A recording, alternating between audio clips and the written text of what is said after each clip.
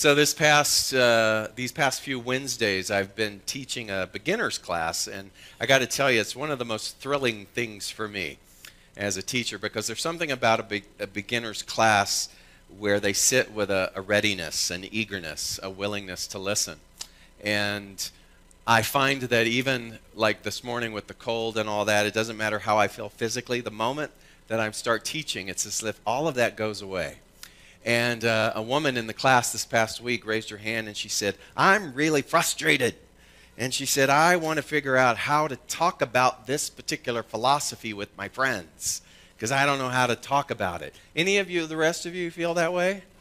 So just without hesitation, I told them to take their class books and to put the class books in front of their face. So I want you to take your program and put your program in front of your face. Now, as you have that, look at all of you. You're just so willing. Go ahead, put it up. Come on. Put it up in front of your face. All right. So as you've got this going on, I want you to remember this phrase. I can't see the forest for the trees. So your bulletin represents the trees. And what you know, though, or what you profess to know, is that beyond that is this entire forest. That forest is plenitude. That forest is all of the solution that you pray for. That forest contains all of the immeasurable good and joy and advancement and expansion that is ours. And yet when our attention is focused on this one particular thing in front of us, this particular singular tree, this tree that has termites, this tree that fell on your house, this tree that belongs to your ex that you told them to chop down, this tree, this issue, this problem that won't go away, and it consumes the very thing that you talk about. It's the tree then that creates and influences the circle of people that you hang out with, because they all want to talk about this one problem tree. Then and only then do you, in your masterful way, cut yourself off from the infinite nature, put them down of the forest. That, my friend, is this philosophy.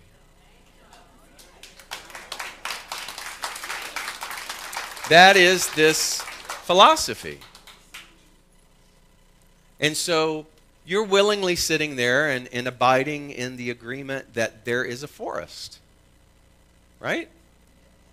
And what we understand is that if I become so centrally focused on one particular issue, one little pocket of chaos, one little singular problem that I have fed on, I have nursed on, that I have expounded on. Again, I have created a whole circle of people that are in agreement with this one particular diseased tree. Then I will never, ever be available to the beauty of an entire forest. And here's the thing. No one else can take this down for you but you. This is your prejudice. This is your hatred. This is your limitation. This is the falsification of all the domestication of everything that you have agreed upon that separates you from that forest. The Bible says that it is God's great pleasure to give you the kingdom, the forest. But no, sometimes all that we can see is the little hole in the alleyway or the diseased termited tree. And so what shall we do about that? What shall we do about that? Because you and I are people of devotion, and devotion is an incredible word. To be devoted to something means that there's a great majority of our heart and of our attention and of our mind that we are focused upon. But to be devoted to the forest means that I walk with an assurance, a blessed assurance, that in the days of my life, there is nothing within the immediacy of this force that can ever deter me from understanding the vast magnitude of what awaits, what potentiality is there, as long as my devotion is to that and not to a singular problem. So when we look at this month's theme, November of Prosperity, again, so much more than just a circulating amount of cash. but prosperity as life itself. Prosperity is the forest. And the talk title today is that everything happens twice. Everything happens twice. First, it happens in our mind. And then, whatever happens correspondingly in mind happens in our world of effect. Everything happens twice. So imagine if I'm consumed, or if I'm ignorant, or if I'm totally in resistance to being in relationship to the force, then everything in mind first is about this. And then what? The second thing that happens is the equivalency of this. But if everything happens twice, and the first thing in mind is, I'm not swayed by this particular appearance because I know who I am connected to. I know what I am made of. I realize that I am an instrument, a vessel of that which is infinite potentiality that knows no boundaries. If that's my first experience in mind, then my second experience will also be the equivalency of that. One of the most profound teachers, writers of this movement, his name was Thomas Troward. Any of you ever take the Thomas Troward class with me? Again, one of my favorite things to teach. And I love teaching Troward because everybody backs away from Troward because they start to read it and their brain shuts down. Because he'll start a sentence on page 1 and end it on page 14. And it's sort of antiquated old English text, but Thomas Troward was a brilliant individual, a retired judge, born in England, lived in India, returned back to England, and it wasn't until his retirement that he started to take his passion for mental science principles and began to write about them.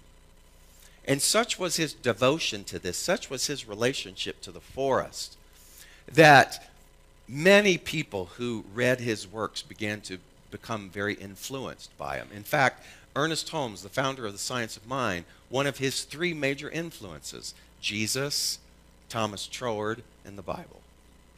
And Ralph Waldo Emerson, 4. So Thomas Troward, instrumental. In fact, the language in the Science of Mind textbook is derived from Thomas Troward. So profound was his writings. And he would go and often lecture. Lecture was not his real forte, but he went to Scotland, to Edinburgh, where he gave these lectures on his writings to a bunch of society women who didn't understand a thing that he said. But thankfully somebody transcribed all of that. Those became additional lectures, and the Edinburgh Lectures, which is the famous book by him, is consumed now by anyone who is a student of mental science. So profound, again, was his devotion, so great the ripple effect, that one woman in particular in the early 1900s, her name was Genevieve Barrand, came across Thomas Troward's book. And something struck her in his teaching. She had been a seeker, an avid seeker, and she came across this that he had written. My mind is a center of divine operation. The divine operation is always for expansion and fuller expression. And this means the production of something beyond what has gone before. My mind is a center of operation. And this operation is always expansion and fuller expression. And Genevieve Barrand could not get this sentence out of her head. In fact, she memorized it. It became her mantra. And she had a wild forest idea. Her idea is that she was going to find Thomas Troward himself, and she was going to walk up to him and ask to be his student. She didn't even know if he taught people. He didn't. That wasn't another one of his passions. His passions was studying and writing. But she was so convinced from her connection with this that she was going to find a way. A French-born woman living in New York City in the early 1900s. Today, we would call that stalking. But I'm just going to call it devotion. She was devoted. She had no means, but she did her homework, and she mathematically figured out that if she were to leave New York City and travel to England, where he was in Cornwall, that it was going to take upwards of $20,000 because she said it's not enough that I'm just going to go talk to him. I'm going to study with him, which means that I'm going to have to stay a while. So in her mathematics, she came up with $20,000.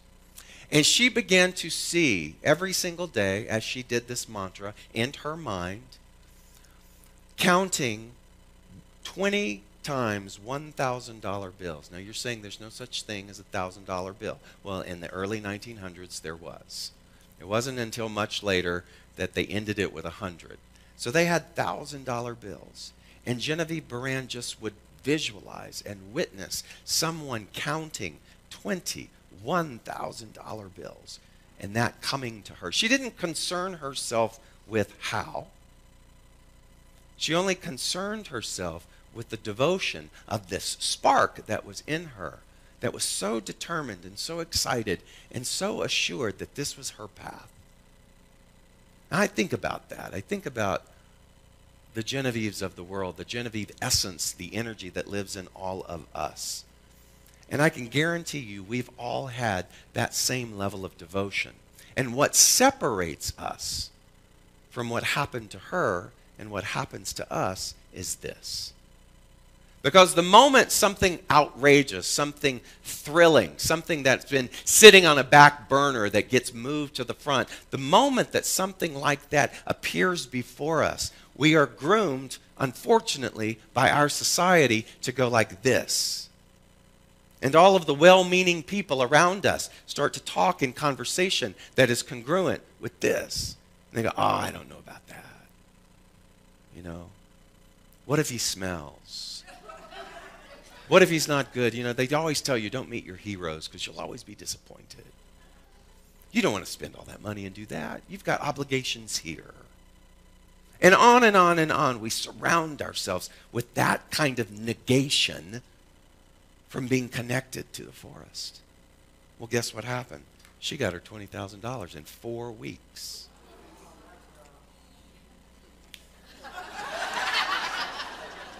And I'm sure that's what her friend said. All right, girl.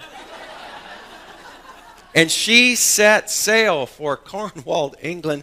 And lo and behold, if she didn't walk up to his door and knock on it and introduce herself, and she said, I want to be your student. He says, I don't do that. And then she knocked again. I want to be your student. And he accepted her, and for 2 years, she was his exclusive, only student. She ended up writing a book of her own called Your Invisible Power, The Mental Science of Thomas Troward. It's actually in public domain. You can get the whole thing for free. You can download it off of the internet. But Genevieve wrote, there's nothing unusual or mysterious in the idea of your pictured desire coming into material evidence. I think you need to hear that again.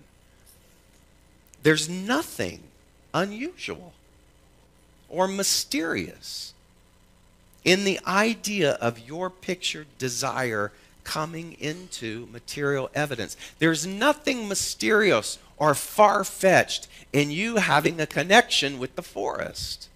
Nothing. Why? Because that's how you and I are designed.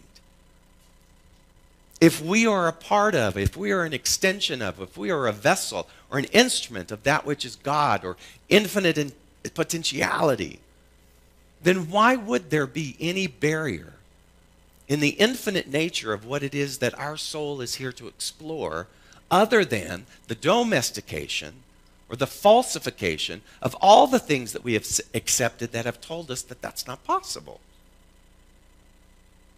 And you see, what has happened is we've become accepted. We have become unconscious. We have become groomed to think that this is sensible, when in fact, this is nonsense. Because it is an abhorrent obstruction to the very inherent nature of what you and I are designed to do. You know, I don't want people to start labeling this kind of relationship to the forest as visionary, because visionary to me is kind of like what she was saying. It seems mysterious. Oh, they're a visionary. What if being a visionary is ordinary? It's the very thing that we should be. Just as there's no such thing as a miracle, there is only ordinary constantly happening, and you and I get to be in tune with it or not. And so she says again, there's nothing unusual or mysterious in the idea of your pictured desire coming into material evidence. It is the working of a universal, natural law, not an unnatural law, not a supranatural law, but a natural law. The world was projected by the self-contemplation of the universal mind, and this same action is taking place in its individualized branch, which is the mind of you. What does that mean? The very mind, the very idea that created the cosmos, that created the world, is my mind. It is the mind that the forest is whispering and beckoning and saying, come on. There are trails, there are pathways, there are people. There are things that you have barely begun to experience because you and I are too caught up in logistics. And we can't see the forest because of some diseased thought tree that is telling us that we can't. Her mantra, my mind is a center of divine operation. The divine operation is always for expansion and fuller expression. And this means the production of something beyond what was gone before. This is going to be scary if you are stuck in sentimentality. This is going to be scary if you are someone who shies away from change. But you are designed for change. In fact, if you abhor change, it doesn't really matter because change is happening molecularly inside of you right now. Skin cells slough off. Regeneration is constantly taking place. Change is the very nature of life. And we either embrace it and run towards the forest, or we sit and try to keep things in the same old format, in the same old fashion, and in the same old way. Everything happens twice. Everything happens twice. If I think in mind that this is all that I have, then the equivalency of this will be all that I have. And so the forest then represents provision. Provision. To be provided for. The forest is what? Immeasurable. Thus, our provision is immeasurable. But you and I got to get away from this. Otherwise, what is provided for us will be a meager offering. It is the God's great pleasure to give you the kingdom. But you and I are so concerned with, how am I going to pay for my health care? My deductible went up so high that I let out a little whistle. And I sat there and I went, wow. And I thought, this is the time you put the teaching into practice. In the next couple of days, I'm going to issue a prayer, a spiritual mind treatment for health care policy. Knowing that the right and perfect health care policy is in the forest.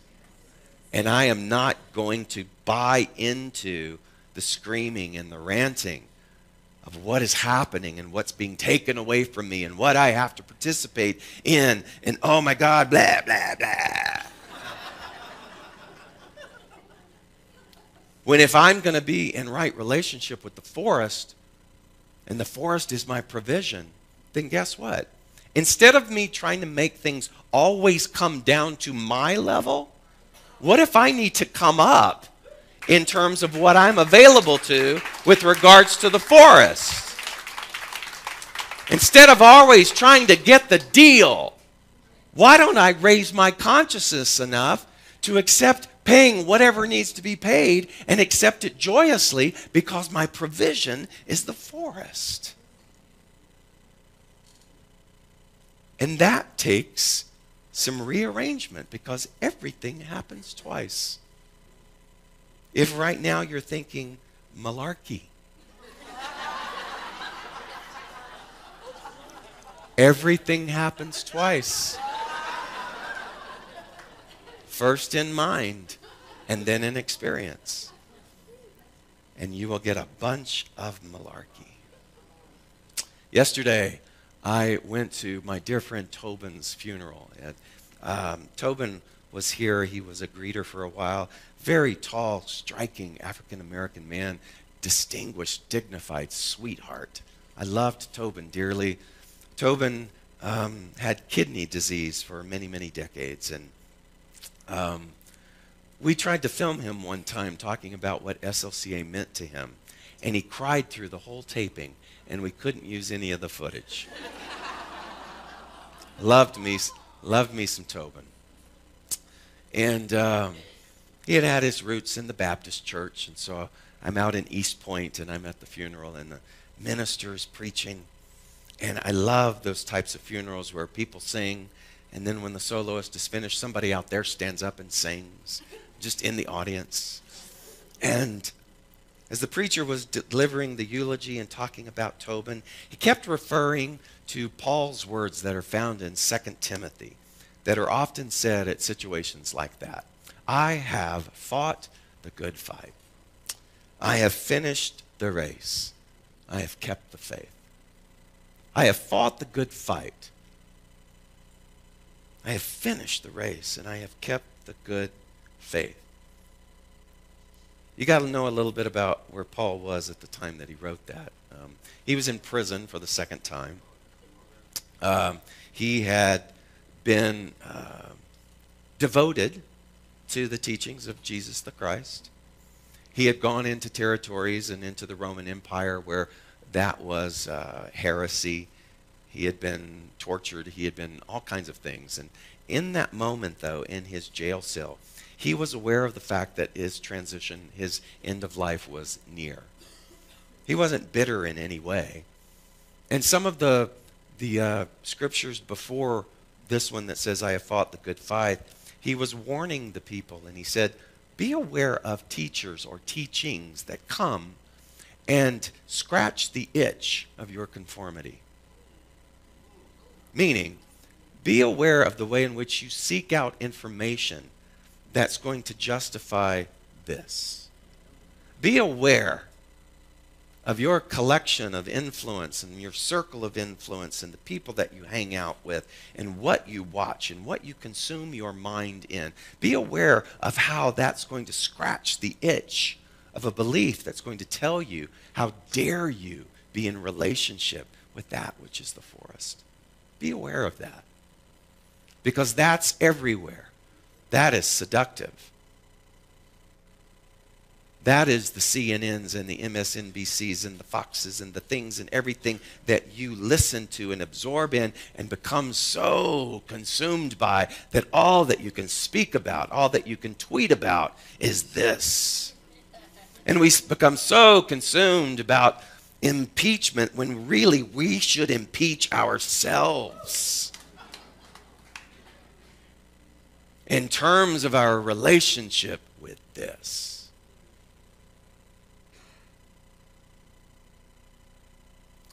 And so Paul said, I have fought the good fight. I have kept the faith. He was saying, I have kept my connection and my relationship with the forest. I've seen this man who is the embodiment of Christ's consciousness. I've been in his proximity.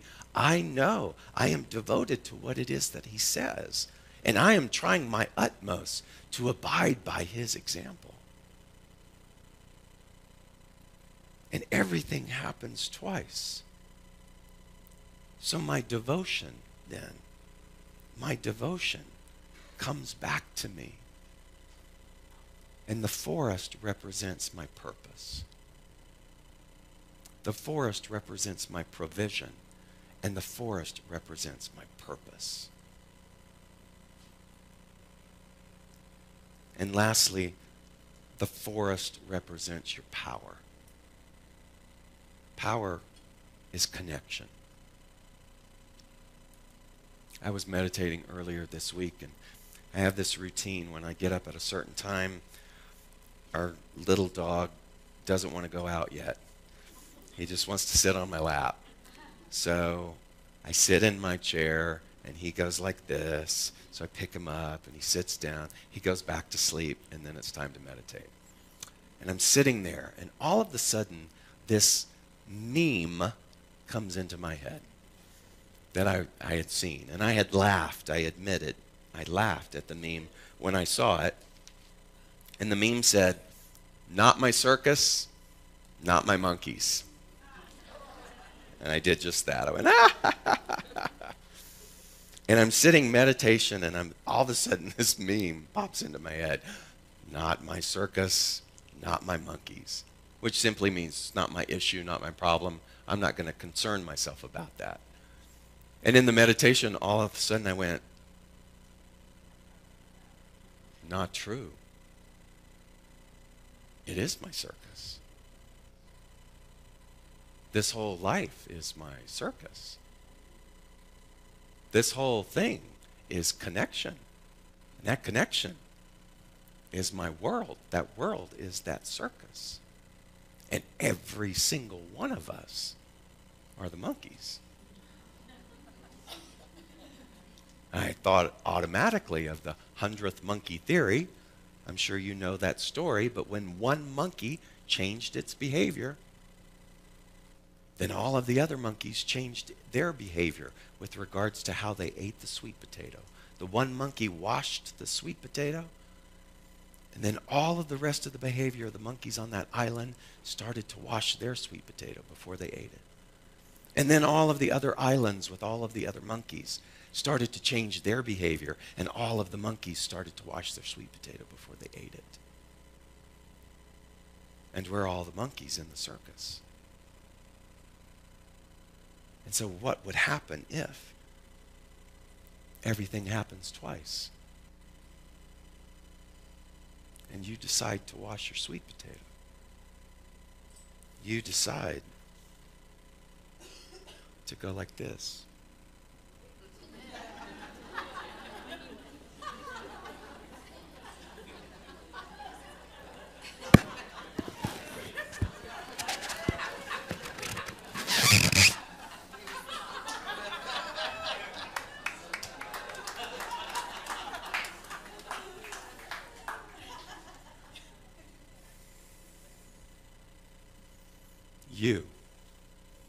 You alone, decide to do this.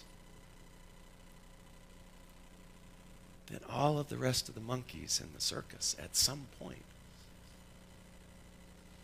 See, the problem with our species is we just haven't reached the tipping point yet. But we're close. Because more of us are understanding that everything happens twice. I got to be really careful about what I'm focused on. I got to wake up. I got to wake up. This is like a big cushy pillow. And I got to wake up and not go back to sleep. Everything happens twice. The forest represents provision. The forest represents purpose. The forest represents power. And as Ernest Holmes, our founder, said, the only activity is mind. And what mind does is think. And if everything happens twice, then it becomes my privilege to be the gatekeeper of my magnificent magnificent realm of thought. And so it is.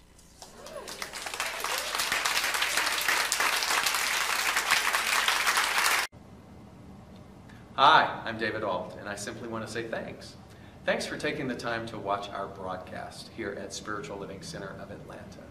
We have a vision, and that vision is to reawaken all to their spiritual magnificence.